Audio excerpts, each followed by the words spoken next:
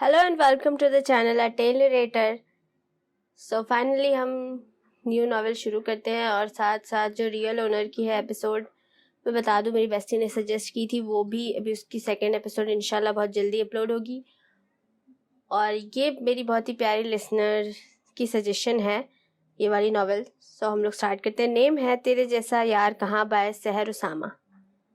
दोस्ती एक रिश्ता है एहसास का, दोस्ती बारिश की पहली बूंद है, दोस्ती खिलते फूलों की खुशबू है, दोस्ती हर नए दिन की उम्मीद है, दोस्ती ख्वाब है, दोस्ती जीत है, दोस्ती प्यार है, दोस्ती गीत है, दोस्ती हर खुशी, दोस्ती जिंदगी, दोस्ती जिंदगी, दोस्ती जिंदगी।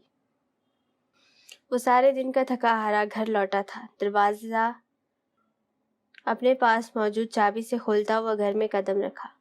लाउंज की लाइट खुली थी लेकिन वहाँ कोई मौजूद न था। इसे लगा शायद वो किचन में होगी। वहीं सोफे पर बैठकर इसका इंतज़ार करता रहा, क्योंकि उसके घर पहुंचने के बाद वही इसके लिए पानी का गिलास लाती थी। वो अलग बात थी कि पिछले 1 माह से इसकी वापसी पर उसे सलाम करने और इसे पानी देने के अलावा वो और कोई बात नहीं करती थी। लेकिन आज जब काफ़ी देर इंतज़ार के बाद भी वो किचन से ना निकली और ना ही किचन से किसी किस्म की कोई आवाज़ आई, तब इसे खुद उठकर किचन का रुख करना पड़ा। लेकिन ये क्या, आज तो किचन खाली था। वो आज कुछ लेट ज़रूर हो गया था, लेकिन इतना नहीं कि वो इसका इंतज़ार भी ना कर सकी। हाँ, बेशक उनके रिश्ते में ऐसा कुछ न था कि वो इसके लिए अपना खाना छोड़ती, उसके साथ खाना खाती, फिर वो बैठकर बातें करते, फिर कुछ देर अपनी 9 माह की बेटी के पास रुकते, फिर एक अच्छी रात गुजारकर साथ सोते। ऐसा कुछ न था, लेकिन इतना ज़रूर था कि वो इसका इंतज़ार करती, पानी देती, खाना गर्म करके निकाल देती और फिर अपने और अपनी बेटी के मुश्तरका कमरे में जाकर सो जाती। वो पिछले 1 माह से अकेले ही खाना खा रहा था। खैर, किचन से निकलने के बाद उसका रुख उसके कमरे की जानिब था। दरवाज़ा आहिस्तगी से खोलकर अंदर देखा तो लब मुस्कुरा उठे। अंदर कदम रखा और इस मंज़र को देखने लगा जो सामने था। अनाबिया बेड पर लेटी थी और वो इसे सुलाते सुलाते खुद भी सो गई थी। एक हाथ अनाबिया के ऊपर था जबकि दूसरा हाथ अनाबिया के सर के नीचे। एक मुकम्मल मंजर था।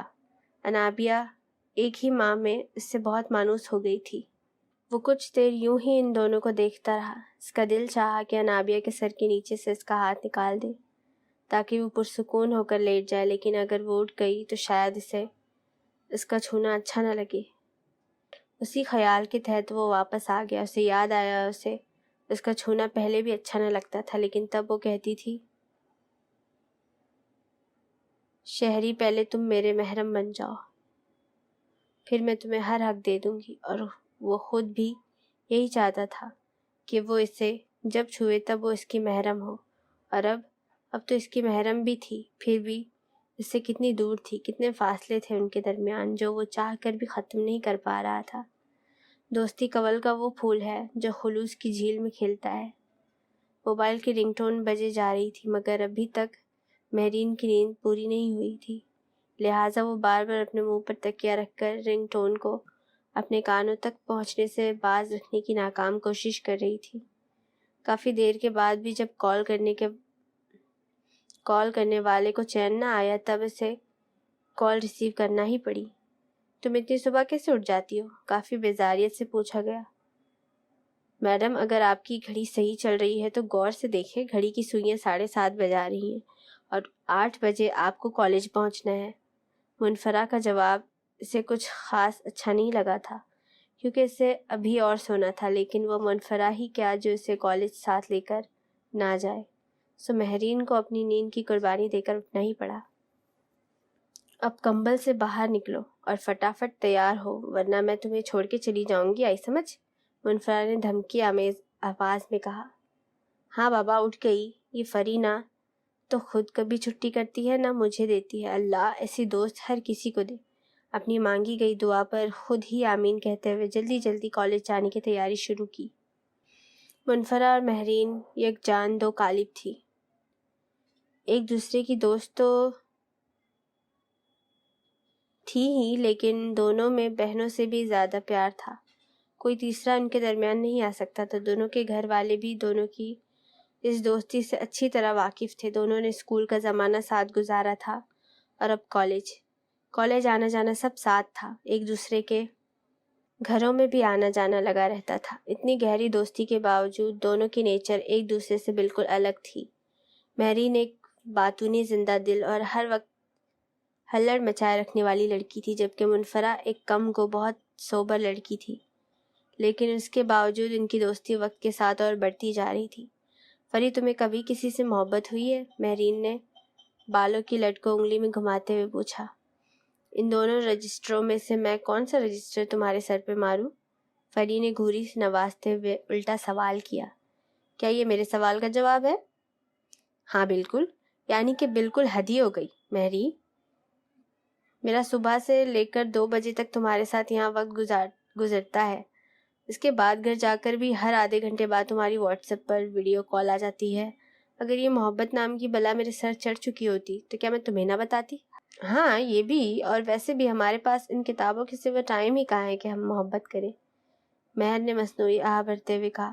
یہ آج تمہارے سر پہ محبت کا بھوت کیوں سوار ہے؟ کہیں تمہیں تو کسی سے نہیں ہو گئی؟ نہ بابا نہ، میں تو محبت نہ کروں. میرا محبت کے بارے میں کچھ اچھا خیال نہیں ہے. مہر نے اپنی لٹ کو انگلی سے آزاد کرتے ہوئے کہا. کیوں مہر، تمہیں محبت نہیں پسند؟ ہاں شاید اس لیے کیونکہ تمہارے ارد گرد ہر کہیں محبت پھیلی ہے. انکل، آنٹی، اپیا، 2 چھوٹے بھائی، تم ان سب کی محبتوں کے درمیان پلی ہو. لیکن مجھ سے محبتیں بہت بچپن میں ہی بچھڑ گئیں. تمہیں امی ابو کے انتقال کے بعد صرف دادی کی محبت ہی تھی جو مجھے بے لوث ملی ہے. چاچو بھی مجھ سے محبت کرتے ہیں، لیکن چاچی کی محبت انہیں میرے اور دادی کے پاس نہیں آنے دیتی. اسی لیے میرا دل تو چاہتا ہے کوئی پیارا شہزادہ ہو جس سے مجھ سے محبت ہو جائے، اور مجھے بھی اس سے. مہر، وہ مجھ سے بہت محبت کرے، میرا خیال رکھے، میری ہر بات مانے، میرے لاڈ اٹھائے. وہ مسکراتے لبوں کے ساتھ کسی سوچ میں ڈوبی اپنی محبت کی عکاسی کر رہی تھی. او ہیلو، کہاں کھو گئی مس محبتہ؟ مہر نے اس کے آگے چٹکی بجائی.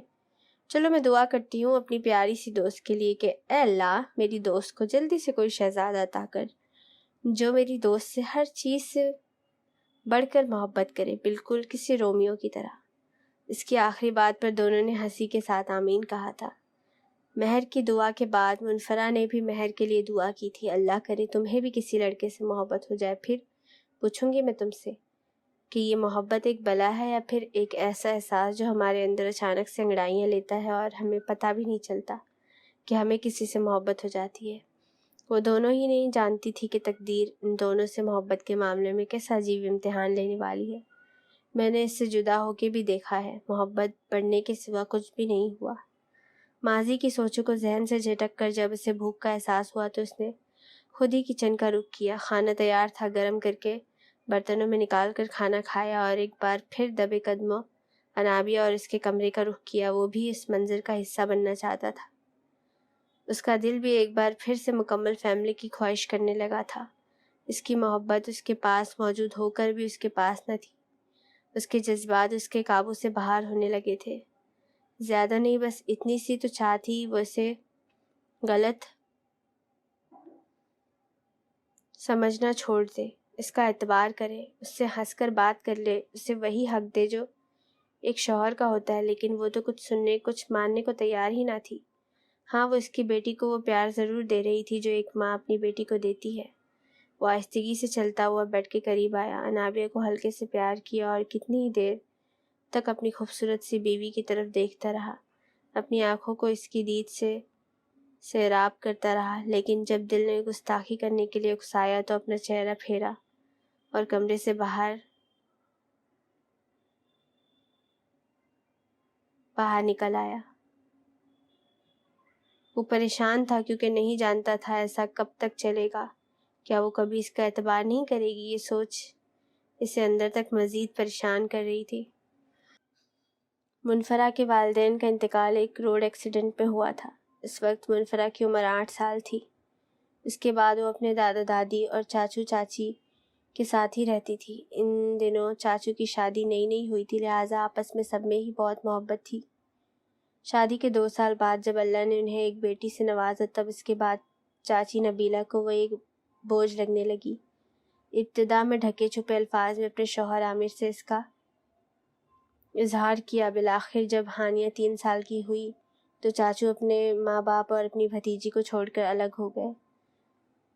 दिलासा ये दिया कि हर महीने एक माकूल रकम भेजकर और फिर घर भी तो माकूल रकम भेजा करेंगे और फिर घर भी तो करीब ही लिया है, रोज़ आया भी करूँगा और जब भी कोई मुश्किल या परेशानी होगी फ़ौरन आ जाऊँगा। मुनफरा के बाबा चूँकि ख़ुद एक अच्छी सरकारी नौकरी करते थे, लिहाजा उनकी पेंशन मुनफरा और इसके दादा दादी के लिए काफ़ी थी, लेकिन फिर भी आमिर चचा ने कम से कम अपने इस फ़र्ज़ से मुँह ना मोड़ा और एक अच्छी रकम अपने घर वालों की गोश गुजार करते रहे। दूसरा धचका मुनफरा और इसकी दादी के लिए इस वक्त आया जब मुनफरा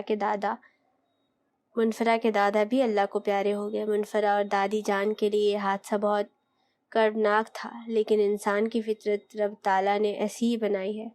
कभी बड़े से बड़े हादसे भी इंसान पर गुजर जाता है और बाज़ औक़ात छोटी सी तकलीफ़ भी इंसान को तोड़ने के लिए काफ़ी होती है। दादा जान के चले जाने के बाद चाचू एक बार फिर अपनी माँ और भतीजी के पास वापस आ गए। इन सब हालात के दौरान मुनफरा का दादी के बाद सबसे बड़ा सहारा उसकी अजीज़ जान दोस्त महर का था। न सिर्फ महर का खुद का साथ बल्कि महर के तमाम घर वालों ने इसका बहुत साथ दिया था। अंकल अजीम ने इस वक्त दस्ते शफ़क़त सर पर रखा जब वो हर आसरे से यतीम हो गई थी। आंटी शमसा दादा के जाने के बाद रोज़ाना खाना बनाकर ले आती और अपने सामने बिठाकर दादी और फरी दोनों को खिलाती। महर की अपिया जो सिर्फ महर की अपिया न थी बल्कि फरी की अपिया भी बन गई थी। फरी का हर तरह से ख्याल रखती। महर के दोनों छोटे जुड़वा भाई असद और अहद दादी और फरी को हंसाने के लिए नए नए तरीके लाते और उन्हें मुस्कुराने पर मजबूर कर देते, और महर खुद इसकी तो पूरी ज़ात ही अपनी दोस्त मुनफरा को जोड़ने में लग गई थी। उसके बाल बांधना, इसके लिबास का ख्याल जो वो खुद तो बिल्कुल ही भूल चुकी थी, इसका दिल बहलाने के लिए हर वक्त उसके साथ रहना, गर्ज ये कि पूरा अजीम ख़ानदान उसके पास था और शायद इनका यही वो एहसान था जो इसे अपनी मोहब्बत की कुर्बानी देकर अदा करना था। फरी अम्मी और दोनों छोटे चूहे तुम्हें बहुत याद कर रहे हैं, आज घर चलो। वैसे भी घर में तो चाची है ना। कॉलेज से वापसी पर महर ने मुनफरा से कहा, नहीं महर, तुम्हें पता तो है दादी जान इस वक्त तक खाना नहीं खाती जब तक मैं घर ना पहुंच जाऊं। मेरे साथ ही बैठकर खाती हैं। मैं इतवार को आ जाऊंगी इंशाल्लाह, मुनफरा ने मुल्तजी होते हुए कहा। नहीं, मुझे पता है तुम्हारे इतवार को और ही कई काम निकल आते हैं, तुम नहीं आओगी। चलो एक काम करते हैं, पहले दादी के पास चलते हैं, उन्हें खाना और दवा खिलाकर वहाँ से अजीम हाउस का रुख करेंगे। अजीम हाउस के सब मकीन मुनफरा इलियास को बहुत याद कर रहे हैं। क्यों, नेक ख्याल है ना? महर ने उसे अपनी ताज़ा बनाई गई प्लानिंग से आगाह किया। दादी के साथ कुछ वक्त गुजार कर दोनों सहेलियां अजीम हाउस पहुंच गई। उस घर का हर फर्द उससे बहुत मोहब्बत करता था। वजह उसकी धीमी तबीयत और दोस्ताना मिजाज था। आज भी सब उसे यहाँ देखकर बहुत खुश हुए थे। शमसा आंटी ने उसकी पसंद के खाने का लालच देकर इसे रात के खाने के लिए रोक लिया था। असद और अहद दोनों अपना खेल छोड़कर इसके पास आ गए थे और साथ लूडो लाना ना भूले थे। यानी अब एक धमाकेदार लूडो गेम शुरू होने वाला था। वो वाकई इन सब के दरमियान बहुत पुरसुकून महसूस करती थी। आज भी उसका इन सब के बीच एक अच्छा दिन गुजरा था। इस बात से बेखबर के घर पर एक बुरी खबर उसकी मुंतज़िर थी। मलिक इंडस्ट्री ने अपनी नई ब्रांच लाहौर में खोली थी। चूँकि अभी लाहौर में इनका कोई मैनेजर न था जो इस नई ब्रांच को चला सके, इसलिए मलिक जलाल ने अपने सबसे काबिल एतमाद मैनेजर आमिर की पोस्टिंग लाहौर शिफ्ट कर दी।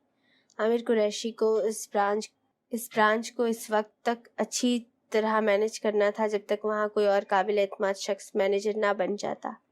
इसके लिए इन्हें मलिक इंडस्ट्री की जानिब से एक घर और एक गाड़ी की सहूलत मिली थी। आमिर कुरैशी के लिए ये शिफ्टिंग मुश्किल थी क्योंकि इनकी भतीजी के इम्तिहान करीब थे।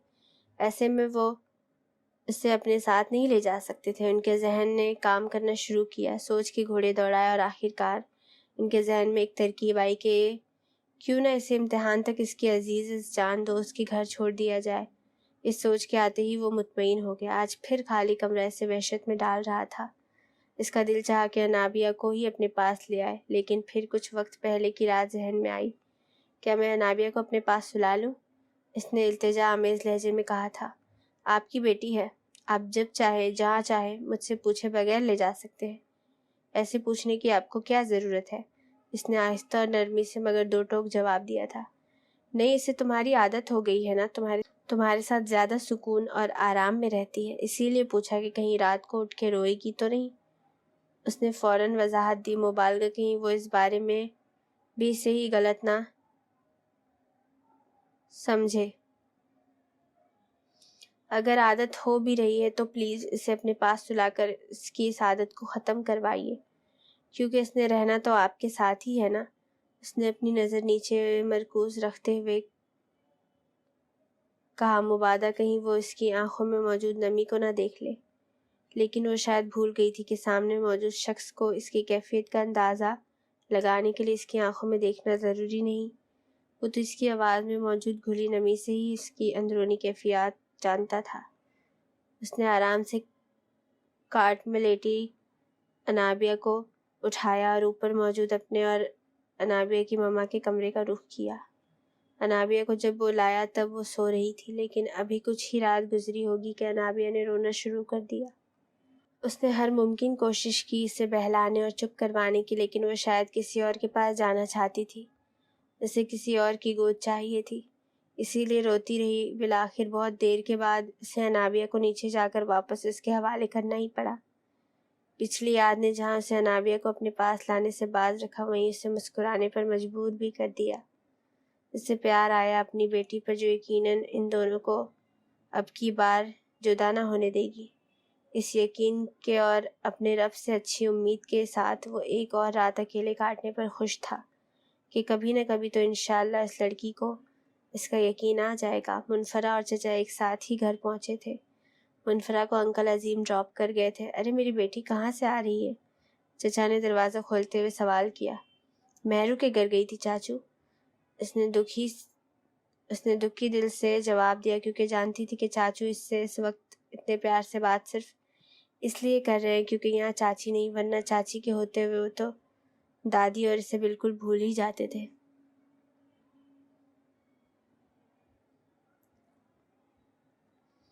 عظیم بھائی چھوڑ کے گئے ہیں، انہوں نے واپسی کی بابت دریافت کیا۔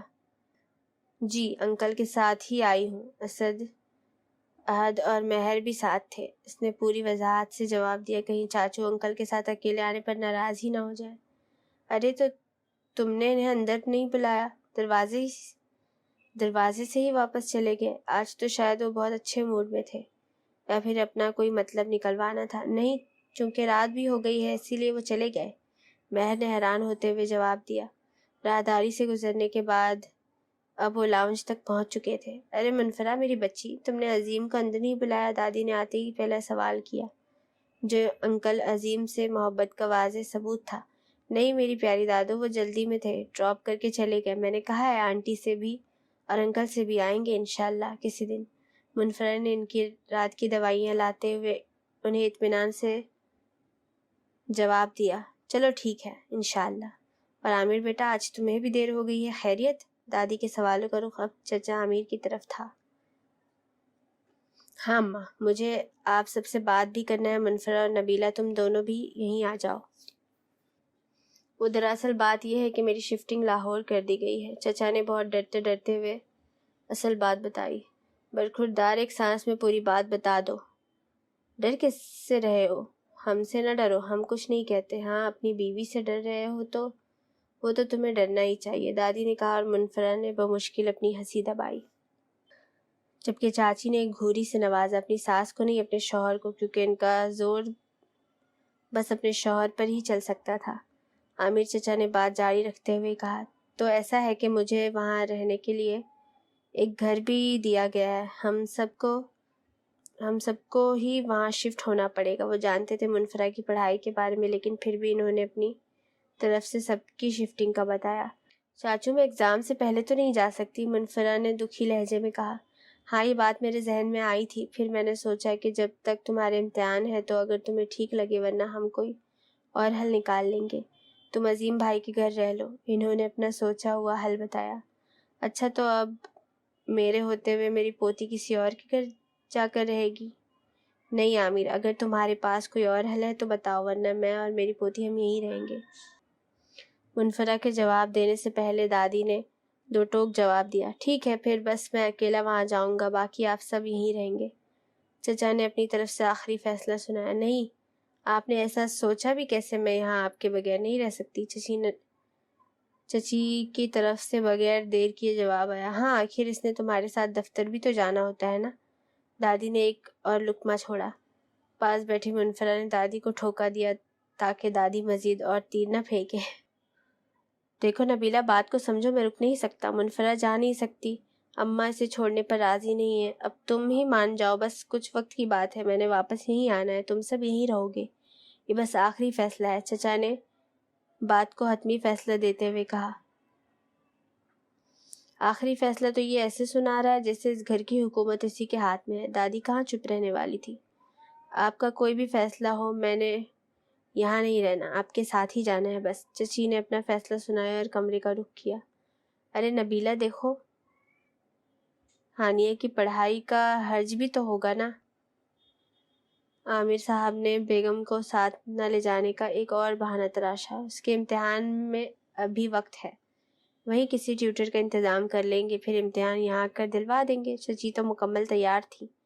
ارے میاں کیوں اپنے الفاظ ضائع کر رہے ہو؟ وہ کہہ چکی ہے ساتھ جائے گی تو بس، اب تو وہ جائے گی۔ تم جاؤ، ہم یہاں ٹھیک ہیں۔ اماں کے اطمینان میں ذرا فرق نہ آیا۔ میں آپ لوگوں کو ایسے اکیلے چھوڑ کے کیسے جاؤں؟ چچا کے کندھے جھک چکے تھے اور اب وہ کوئی فیصلہ نہیں لے پا رہے تھے۔ ہم نے تمہیں اجازت دی، خوشی خوشی جاؤ، کام پورا ہو جائے تو آ جاؤ، تمہارے گھر کے دروازے ہمیشہ کھلے ہیں۔ اماں نے اپنے بیٹے کو مطمئن کرنا چاہا۔ چلو بیٹی کمرے میں چلو، عامر صاحب کو اکیلے بیٹھ کر سوچنے دو۔ دادی نے منفرد سے مخاطب ہو کر کہا۔ جی دادی۔ وہ اداس ہو گئی تھی اپنے چچا کو اداس دیکھ کر۔ وہ جانتی تھی چچا ان دونوں سے بہت پیار کرتے ہیں، ساتھ لے جانا چاہتے ہیں، اسی سوچ نے اس کو ایک اور صلاح دی۔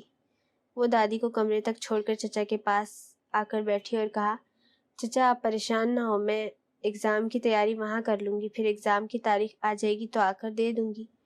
منفرہ نے چچا کی مشکل آسان کرتے ہوئے کہا۔ نہیں بیٹا، کالج کے بغیر بھلا تم تیاری کیسے کرو گی، اور پھر ہم نے نکلنا بھی کل ہی ہے۔ وہ اب بھی پریشان تھے۔ اچھا پھر آپ بالکل مطمئن ہو کر جائیں، میں اور دادی یہاں رہ لیں گے۔ میں نفیسہ آنٹی سے کل ہی بات کر لوں گی، وہ صبح ہی آ جایا کریں، اور جب تک میں کالج سے نہ آؤں وہ یہیں رہیں گی۔ ٹھیک ہے چچا؟ ایک اچھی تجویز پیش کی گئی۔ گڑیا رات کو اکیلے کیسے کسی مرد کے بغیر؟ چچا نے اپنا خوف بیان کرتے ہوئے کہا۔ یہ علاقہ محفوظ ہے چچا، اور پھر ارد گرد کے سب پڑوسی بھی ہمیں جانتے ہیں، سب خیال رکھیں گے انشاءاللہ، بس اب طے ہو گیا ہے، آپ جائیں۔ منفرہ نے انہیں مطمئن کیا اور مسکراتی ہوئے اپنے کمرے میں چلی گئی، اور بالآخر عامر صاحب کو چاروں ناچار یہی بات ماننا پڑی۔ انہوں نے کمرے کا رخ کیا اور بیگم کو کل نکلنے کے لیے تیاری کا کہا۔ اٹھ جا میرے لال، اٹھ جا، آفس کا ٹائم ہو رہا ہے، تمہارے بابا نے ناشتہ بھی کر لیا ہے، صالحہ بیگم نے شریم کے کمرے کے پردے ہٹاتے ہوئے کہا۔ امی کیا ضروری ہے روز آفس جانا؟ شریم نے آدھی پونی آنکھیں کھولتے ہوئے کہا۔ نہیں بیٹا، تم ایسا کرو، ہفتے میں ایک دن چلے جایا کرو، آخرکار کو تمہارے بابا کا اپنا آفس ہے، بھلا روز جانے کی کیا ضرورت ہے؟ بلکہ روز بھی کیوں جاؤ، بس 1 گھنٹے کے لیے جایا کرو۔ صالحہ بیگم نے اپنے چھوٹے بیٹے کو مشورہ دیتے ہوئے کہا۔ ہاں ہاں، وہ جو آپ کے سرتاج اور آپ کا بڑا شہزادہ ہے نا، وہ مجھے اپنی جائیداد سے آگ کر دیں گے اگر میں نے نہ جانے کا جرم کیا۔ میں ملک خاندان کا چھوٹا بیٹا ہوں، پھر بھی آپ لوگ مجھ پر رحم نہیں کرتے۔ شریم نے اٹھ کر انگڑائی لیتے ہوئے کہا۔ میرے چھوٹے شہزادے، تمہارے بابا چاہتے ہیں تم اور ارحم مل کر اس ملک انڈسٹری کو سنبھالو تاکہ انڈسٹری بھی مزید ترقی کر سکے اور تم دونوں بھی کاروبار سنبھالنے کے قابل ہو جاؤ۔ صالحہ بیگم نے الماری سے اس کے کپڑے نکالتے ہوئے کہا۔ یعنی کہ آپ کبھی بھی اپنے شوہر کے خلاف نہیں بولیں گی؟ شریم کے صدمے بھری آواز آئی۔ نہیں، نہ بولوں گی اور نہ ہی شوہر کے خلاف ایک لفظ بھی سنوں گی، سمجھے تم؟ انہوں نے مصنوعی غصے سے کہا۔ اللہ جی آپ دیکھ رہے ہیں شریم ملک کی تو اس گھر میں کوئی ویلیو ہی نہیں ہے۔ ایک اور صدمہ۔ اچھا آپ جلدی سے نیچے تیار ہو کے آؤ، تمہارے بابا تمہارا انتظار کر رہے ہیں، جبکہ ارحم جا بھی چکا ہے۔ وہ اس کے جلدی آنے کا کہہ کر نیچے جا چکی تھی۔ اکرام ملک ایک بہت مشہور کاروباری آدمی تھے۔ مشہور کاروباری شخصیت ہونے کے باوجود ان کی شخصیت میں ذرا بھی کبریا بڑائی کا عنصر نہ تھا۔ یہی وجہ تھی کہ ان کا ہر ورکر انہیں دل و جان سے محبت کرتا تھا۔ ان کا حکم اور ان کا مشورہ ماننا تو ان کے تمام مینیجرز اور ورکر کے لیے لازم و ملزم تھا، اور ان کا حکم جبراً نہیں بلکہ دل کی خوشی سے مانا کرتے تھے۔ یہی وجہ تھی کہ جب ملک صاحب نے عامر صاحب کو لاہور شفٹ کا آرڈر دیا تو وہ انکار نہ کر سکے۔ ملک صاحب کی شخصیت میں موجود یہ عاجزی اور نرمی ملک صاحب کے دونوں بیٹوں کو بھی اپنے باپ سے وراثت میں ملی تھی، ارحم ملک اور شریم ملک۔ اکرام ملک کے 2 بیٹے ہیں اور دونوں ہی ہو بہو اپنے باپ پر گئے ہیں۔ ارحم ملک انڈسٹری میں ورکرز کے شعبے کا ہیڈ ہے، لیکن اس کے ساتھ وہ اکاؤنٹنٹ اور نیو برانچز کو بھی سنبھالتا ہے، جبکہ شریم ملک اپنی انڈسٹری میں مینجمنٹ کے شعبے سے منسلک ہے۔ چونکہ عامر صاحب بھی ملک انڈسٹری میں مینیجر ہیں، اسی لیے عامر صاحب اور شریم کی بہت جان پہچان ہے۔